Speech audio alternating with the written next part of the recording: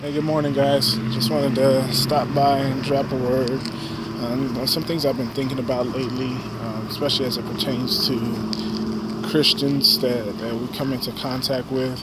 Is this idea that that righteousness in the faith is some optional thing.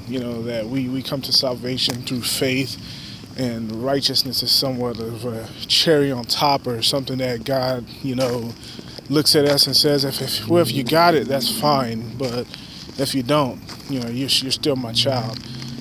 I was sitting thinking about this, and I know people won't come out and say it that way, but when you listen to people speak, it does seem to be something that's an afterthought. When Christ put it at the forefront, if we have faith, then we have righteousness.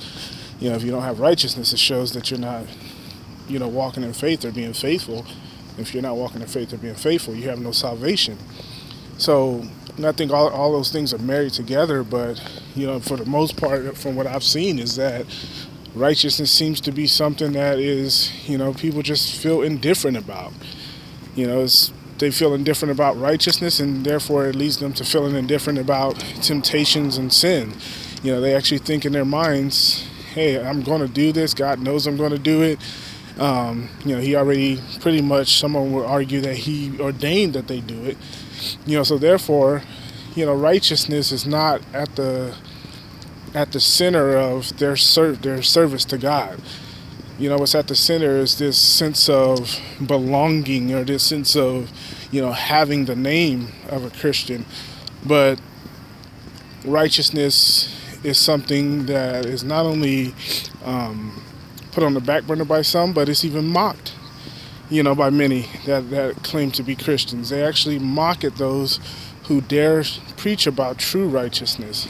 And I say true righteousness because there's a false righteousness being preached. This righteousness that is not acted out. It's an inward righteousness that nobody can actually witness. And individuals teach that, it's Christ's righteousness that covers me, but nothing in their lives actually shows that Christ is living in them.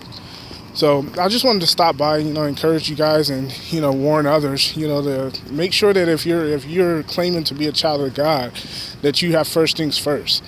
Without righteousness, there is no salvation. I don't care what anybody tells you. If they say you're saved just by faith, that faith should be leading you to do what is right.